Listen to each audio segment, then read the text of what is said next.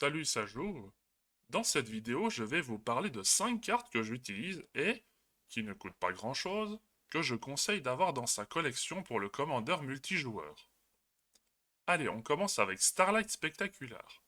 Ces cartes provenant d'Infinity est parfaitement jouable, car oui, il n'y a pas le logo en forme de gland en bas de la carte. Il y a un ovale brillant comme n'importe quelle carte rare de Magic. Starlight Spectacular est un enchantement qui nous demande de choisir, sans cibler, toutes nos créatures l'une après l'autre au début de notre phase de combat. Puis chacune de nos créatures obtiennent un plus 1 pour chaque créature choisie avant. Ce qui veut dire que la première obtient un plus 0, puis la deuxième un plus 1, la troisième un plus 2, etc. Une carte intéressante dans des decks qui veulent avoir plein de créatures en jeu. Et même si cette carte ne donne pas d'évasion, elle peut tuer toute la table si utilisée en fin de partie. Une astuce avec cette carte est de choisir les créatures avec lesquelles vous ne voulez pas attaquer, ou de choisir les plus grosses en premier, ce qui les équilibre pour ne pas avoir de trop grosses créatures et donc de rendre les gestions moins évidentes. On enchaîne avec les Botelei en bleu. Cet artefact d'équipement coûte 2 mana et s'équipe pour 1. Il donne le vol et une parade de 4 mana génériques. J'ai tendance à utiliser cet équipement lorsque j'ai vraiment besoin de protéger une créature dans mon plan de jeu, comme mon commandant, en complément aux jambières d'éclair et aux bottes de pied agile.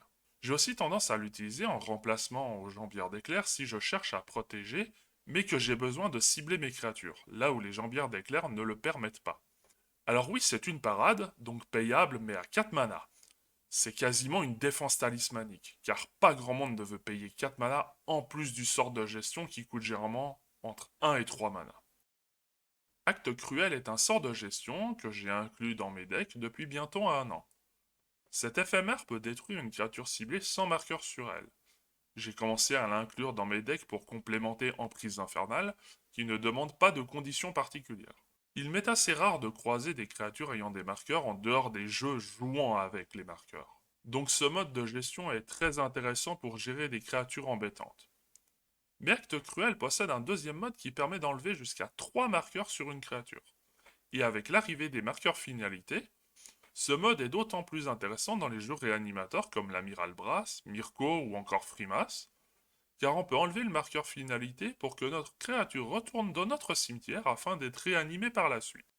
Plaisir Excès est une créature exclusive ou un deck préconstruit de la nouvelle Capenna. Plaisir nous crée une 1-1 engagée attaquante pour chacune de nos créatures attaquantes, et ce pendant tout le tour. Et même si les jetons sont créés attaquants, ils ont le mal d'invocation, ce qui empêche de pouvoir attaquer avec en cas d'extra combat. Mais feront des bloqueurs, pendant que Plaisir nous fera une nouvelle fournée de jetons, toujours pendant un combat supplémentaire. Excès, quant à lui, ne peut se lancer que depuis notre cimetière, nous fait autant de jetons trésors que de créatures ayant blessé un adversaire au combat durant ce tour.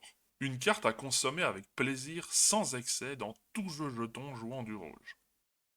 Pour finir avec le vert, voici le cadeau de Rofelos. J'ai découvert cette carte pendant mon deck building de Frimas lors de Mornebrune.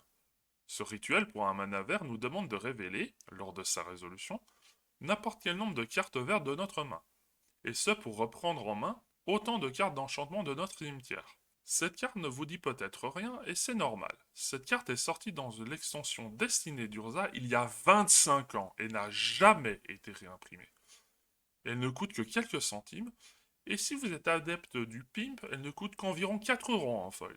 Une carte qui, bien que très spécifique, devrait être dans chaque collection en au moins un exemplaire. Et voilà pour ces 5 cartes, une par couleur, mais j'en ai une en rab. L'Assemblée à l'aube pour vert, vert et blanc, un éphémère qui lui aussi n'a jamais été réimprimé depuis sa sortie dans Ravnica Cité des Guildes il y a 19 ans. Cette carte permet d'aller chercher 3 créatures dans notre deck et de les placer au-dessus de notre deck après l'avoir mélangé. Une sorte de triple précepteur matérialiste, mais sans le budget qui va avec. Je l'utilise personnellement dans mon deck de Pantlaza pour m'amuser à faire un enchaînement de sorts entre les cartes comme Etali, qui lance les prochains sorts du dessus du deck de chacun des joueurs, puis d'enchaîner sur un Altisor agacé qui cascade sur un Carnisor barrissant qui peut découvrir 5 dans la foulée. Donc de quoi mettre quelques dinos en un rien de temps, notamment après un grand nettoyage. L'assemblée à l'aube est également intéressante avec des effets comme Vizir de la ménagerie ou Marche Royaume, ce qui nous permet d'avoir des créatures à jouer de dessus de notre bibliothèque. Et voilà, cette fois, j'ai fini de vous partager les quelques cartes qui, selon moi, devraient être dans une collection pour le Commander multijoueur. Et vous, est-ce que vous avez ces cartes dans votre collection? Dites-le moi en commentaire, et je vous dis ciao bonne.